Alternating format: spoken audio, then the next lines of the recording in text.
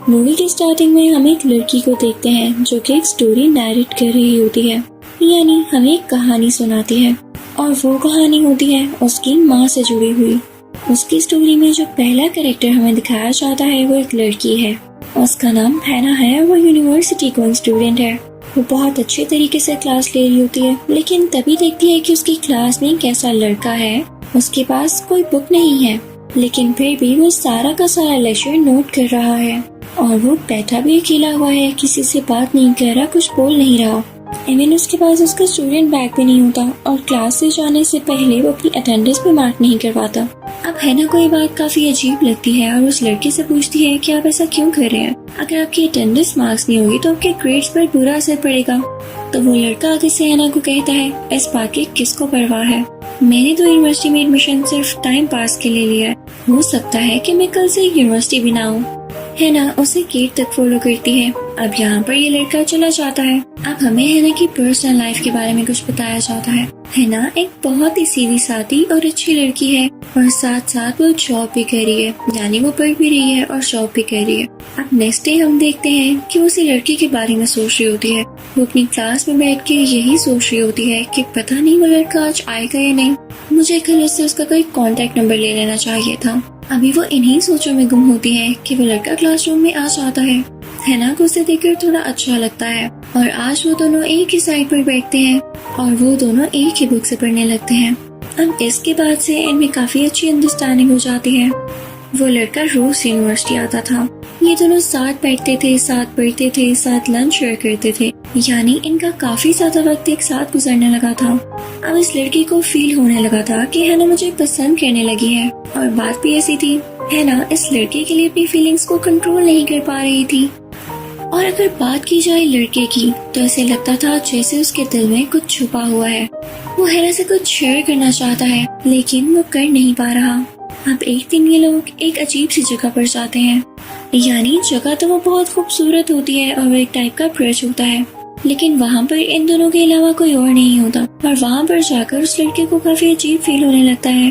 आज यहाँ पर वो इस इंटेंशन, इस नियत के साथ आएगा कि वो हैना को कुछ सच्चाई बताएगा जो हमें आगे जाकर पता चलने वाली है।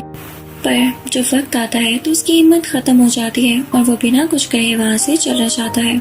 पर इसी तरह एक दिन आ ही जाता है जब वो लड़का हैना को अपनी सच्चाई बताने के लिए पूरी तरह से तैयार होता है। हैना उससे पूछती है, आखिर तुम मुझे कहना क्या चाहते हो? अब वो लड़का यहाँ पे सच्चाई बताने के लिए बिल्कुल तैयार था। तब वो अपने असली रूप में आ जाता है और वो एक वुल्फ था, एक ह्यूज वुल्फ। उसे देखकर डरने के बजाय हैना उसे एक्सेप्ट कर लेती है और उससे कहती है कि मैं तुम्हें अभी भी पसंद करती हूँ। और इसके बाद इन दोनों की प्यारी सी क्यूट सी बेटी होती है और ये दोनों उसका नाम यूकी रखते हैं। जी हाँ, यूकी वही लड़की है जो हमें एक कहानी सुना रही है अपनी माँ के बारे में, यानी यूकी की माँ हैना। फिर हम देखते हैं कि कई साल गुजर जाते हैं। हैना और वो वुल्फ लड़का एक साथ बहुत अच्छी जिंदगी गुजार रहे होते हैं और फिर इनका बेटा भी होता है। पर एक दिन हैना को बैठे बैठाए खबर मिलती है कि उसका हस्बैंड यानी वो वुल्फ मारा गया है। वो शिकार कर रहा था और उसी दौरान वो जख्मी हुआ और वहीं पर मर गया। अब वहाँ पर क्लीनिंग सोसाइटी के लोग उसे लेने के लिए आए, पर हैना ने उनसे रिक्वेस्ट की कि मेरे हस्बैंड को मुझे दे दो। उसने क्लियरली नहीं कहा, वो बस यही कहती रही कि मुझे ये वुल्फ दे दो। तो उन लोगों ने हैना को वुल्फ नहीं दिया, बल्कि उन्होंने हैना को धक्का देकर गिरा दिया। हैना यहाँ टूट से गई थी। उसका प्यार, उसका शोहर यहाँ पर जा चुका था और अब उसे अकेले अपने 2 मासूम बच्चों को पालना था। अब हैना क्योंकि एक नॉर्मल इंसान थी तो उसके लिए इन वुल्फ चिल्ड्रन को पालना थोड़ा मुश्किल हो रहा था। वो ऐसे कि जैसे इन बच्चों को गुस्सा आता है अपने बाप की तरह वुल्फ में कन्वर्ट हो जाते, और अभी क्योंकि ये छोटे थे तो इन्हें खुद पर कंट्रोल भी नहीं करना आता था और साथ ही साथ इन्हें भूख भी बहुत ज्यादा लगती थी। अब हैना क्योंकि सिंगल मदर थी तो इनका खर्चा कैसे अफोर्ड करती, बस इसी के लिए वो काफी मेहनत कर रही थी। हम एक दिन हैना के घर कुछ लोग आते हैं। वो हैना से कहते हैं कि आपके बच्चों को अभी तक कोई वैक्सीन नहीं लगी, बेहतर होगा कि आप उनको लगवा लें। पर हैना उनको मना कर देती है और उन्हें जाने का कहती है, क्योंकि वो भी जानती थी कि उसके बच्चे किसी भी वक्त वुल्फ में बदल जाएंगे और ये उसके लिए रिस्की काम है अगर बाहर के लोगों को पता चला। और वो इस तरह से अपने बच्चों को छुपा छुपा कर तंग आ चुकी थी। तो वो डिसाइड करती है कि जहाँ वो रह रही है यानी टोक्यो। वो उसे छोड़ देगी और एक डिजर्टेड जगह पर चली जाएगी जहाँ आसपास ज्यादा लोग नहीं होते। जल्द ही ये लोग उस जगह पर शिफ्ट हो जाते हैं, पर जो घर ये लोग लेते हैं वो काफी पुराना और टूटा हुआ होता है। पर हैना साथ साथ उसे ठीक कर रही होती है। इसके दोनों बच्चे यूकी और उसका भाई काफी खुश होते हैं क्योंकि ये लोग नेचर की तरफ आ गए थे और रूल्स को तो वैसे ही वाइल्ड नेचर काफी पसंद है। हैना ने यहाँ आकर भी मेहनत करना नहीं छोड़ी। वो हमेशा घर को रिपेयर करती रहती, अपने बच्चों को कभी ना भूखा रहने देती। उसके बाद वो सोचती है कि उसके पास इतना सारा लैंड है तो क्यों ना वो कुछ फील्ड्स उगाए, यानी कुछ सब्जियां या फ्रूट्स उगाए। इसके लिए वो बुक्स खरीदती है और उनको पढ़कर ये सारा कुछ सीख लेती है। सबसे पहले वो उगाने की कोशिश करती है गोभी को, पर उससे वो उग के नहीं पाती तो वो काफी स्ट्रेस ले लेती है क्योंकि जो भी फसल उगाने की वो कोशिश कर रही होती है वो नहीं उग पाती। अब इस तरह से कई दिन गुजर जाते हैं। हैना रोज मेहनत किया करती थी पर उसे कोई भी फसल उग नहीं पा रही थी। अब एक दिन क्या होता है कि वहाँ से एक बूढ़ा आदमी गुजरता है। वो हैना को मेहनत करता हुआ देख के बहुत खुश होता है और अपने पुराने और ऑथेंटिक तरीकों से उसे फसल उगाना सिखाता है, जिसके बाद हैना काफी अच्छे तरीके से सीख जाती है। अब इस तरह गांव के और लोग भी उसे जानने लगे थे और उसकी मदद के लिए आते थे। अब गांव की औरतें भी हैना से मिलने आती थी। इन सब में काफी अच्छी अंडरस्टैंडिंग हो जाती है, पर हैना इन सबको अपने बच्चों से नहीं मिलवाती थी क्योंकि वो जानती थी कि अगर ये इनके सामने वुल्फ बन गए तो उसके लिए मसला होगा। पर वो ये जरूर बताती है कि उसके बच्चे हैं और वो कभी कभी नजर भी आ जाते हैं। तो गाँव की वो औरतें हैना से कहने लगती हैं, यार तुम किस दौर में रह रही हो, तुम अपने बच्चों को पढ़ाओगी नहीं क्या, इनको स्कूल में डालो, तुम्हारे पास भी कोई फ्री टाइम बचेगा। तो हैना उनसे तो मना कर देती है ये कहते हुए कि मैं उनको अच्छी तरबियत दे रही हूँ। पर ये बात यूकी सुन लेती है और रात में अपनी मामा से गुस्से से बात करती है। वो फिर से वुल्फ चाइल्ड में तब्दील हो जाती है, यानी वुल्फ चाइल्ड बन जाती है। वो कहती है कि मामा मुझे स्कूल जाना है, आप हमें बाहर ही नहीं निकलने देती। पहले तो हैना नहीं मान रही होती, लेकिन अपनी बेटी की जिद देख के कहती है ठीक है यूकी, मैं तुम्हें एक शर्त पे स्कूल जाने दूंगी कि कभी तुम वहाँ गुस्से में नहीं आओगी और ना ही वुल्फ चाइल्ड बनोगी। फिर इसके बाद हम देखते हैं कि हैना और बाकी लोगों की मेहनत रंग ले आती है। हैना की उगाई गई फसल उगने लग जाती है और जो पहली फसल उगती है वो पोटैटोस यानी आलू होते हैं। अब ये आलू वो बाकी लोगों को देकर इसके बदले और अनाज लिया करती थी, यानी और खाने पीने की चीजें जैसे चावल, आटा और इस तरह की जरूरत की चीजें।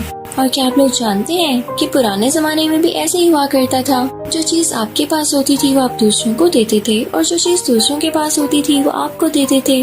अब इसी तरह से इनकी रोजी चलने लग जाती है और फिर कुछ ही महीनों में विंटर सीजन आ जाता है, काफी तेज बर्फबारी होती है। फिर हम देखते हैं कि हैना ने अपनी बेटी यूकी का स्कूल में एडमिशन करवा दिया होता है और अगली सुबह उसका स्कूल में फर्स्ट डे होता है। वो काफी एक्साइटेड होती है और स्कूल के लिए निकल पड़ती है। अब स्कूल में जाकर वो टीचर की भी हर बात का अच्छे से जवाब दे रही होती है और ऐसा लग रहा होता है कि वो काफी लायक और अच्छी स्टूडेंट बनेगी। अब उधर हैना अपनी बेटी के साथ अकेली होती है तो उसे एक फॉरेस्ट में ले आती है जहाँ पर वो लोग एक वुल्फ को देखते हैं। हैना उससे बात करने की कोशिश करती है लेकिन वो ह्यूमन वुल्फ नहीं होता बल्कि एक नॉर्मल वुल्फ होता है, तो कुछ भी नहीं बोलता। अब हैना के बेटे को ये वुल्फ बहुत पसंद आता है और वो अपनी माँ के साथ अक्सर यहाँ पे आता था। अब उधर हम स्कूल का सीन देखते हैं जहाँ पर यूकी से सब लोग डर रहे होते हैं क्योंकि उसके चॉइसेस, उसके इंटरेस्ट बाकी सब बच्चों से अलग होते हैं। पर कुछ ही दिन बाद उस स्कूल में एक लड़का आता है। वो अकेला ऐसा लड़का होता है जो यूकी को पसंद करने लगा था और उससे बात करना चाहता था, पर यूकी उससे घबराती थी। उसे लगता था कि ये भी बाकी इंसानों जैसा है। अब एक दिन जब वो लड़का यूकी से बात करने आता है तो यूकी को गुस्सा आ जाता है और उसके हाथ वुल्फ के हाथों में कन्वर्ट हो जाते हैं और बड़े बड़े पंजे निकल आते हैं और वो उस लड़की के कान पर वार करती है, जिसकी वजह से उसका कान काफी जख्मी हो जाता है और खून आने लगता है।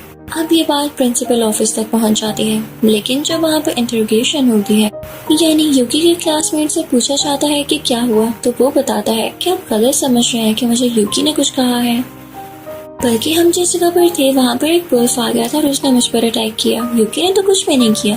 अब ये बात यूकी के दिल पर लगती है कि इसने सब कुछ जानते हुए भी मेरा साथ दिया है और मुझे प्रोटेक्ट किया है, तो इस बात की वजह से उस पर ट्रस्ट करने लगती है और उनकी दोस्ती हो जाती है। उधर दूसरी तरफ हमें एमी दिखाया जाता है, यानी यूकी का भाई। वो फॉरेस्ट में होता है तो उसकी माँ भी वहाँ पर आती है और कहती है मेरा बेटा फॉरेस्ट में क्या करता रहता है, तो वो उन्हें वुल्फ से मिलवाता है। वो बताता है कि मैं यहाँ फॉरेस्ट पर आकर इनसे काफी बातें करता हूँ और इनसे काफी कुछ सीखता हूँ ना। उन वुल्फ्स को थैंक्स कहती है अब इस तरह से कई दिन गुजर जाते हैं। एक रोज हम देखते हैं कि यूकी स्कूल जा रही होती है तो उसका भाई उससे कहता है, बहना आज स्कूल मत जाना, आज तूफान आने वाला है। पर यूकी उसकी बात नहीं सुनती।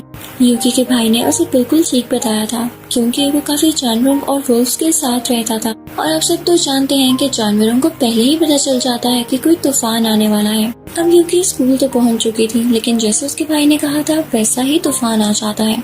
सब बच्चों के पेरेंट्स उन्हें लेने के लिए आ जाते हैं। अब उधर हैना भी अपने बेटे से कहती है कि आप फौरन से यूकी को लेने चले।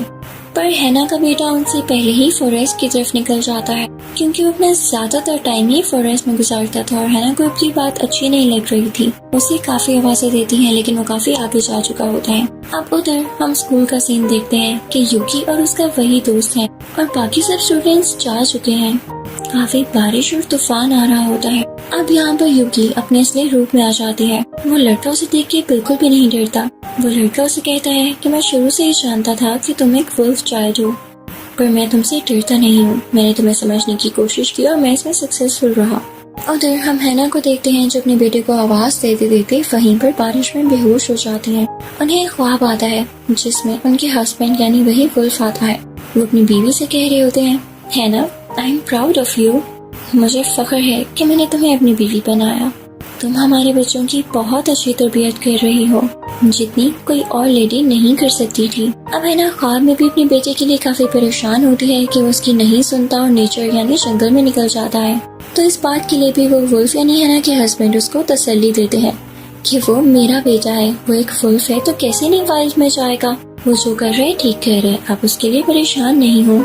फिर हम देखते हैं कि हैना का बेटा उसके पास आता है और अपनी बेहोश माँ को अपने ऊपर उठाकर एक सेफ प्लेस पर लेकर आता है। और इसके बाद वो सामने एक पहाड़ की चोटी पर जाकर जोर से गुर्राता है, यानी वुल्फ्स की तरह हाउल करता है। और उसकी माँ हैना जब ये देखती हैं तो उनकी आंखों में आंसू आ जाते हैं और वो अपने शौहर वुल्फ को याद करते हुए कहती हैं कि मेरा बेटा तो अपने बाप पे गया है, मैं ऐसे ही से रोक रही थी, ये तो एक वुल्फ है, मेरा वुल्फ चाइल्ड। फिर हम देखते हैं कि यूकी हायर स्टडीज लेने के लिए बाहर के मुल्क चली जाती है और उधर हैना और उसका बेटा एक साथ रहते थे।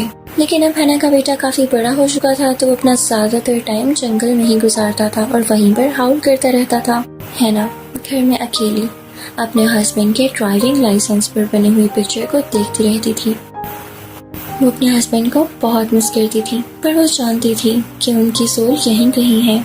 उनकी दुआएं और उनकी यादें हमेशा इसके साथ हैं। और अब तो वो अपने बेटे को बढ़ता हुआ भी देख रही थी और उसे पता था कि ये भी अपने बाप की तरह बनेगा और हर बार उसके हाउल करने पे वो बहुत खुश होती थी।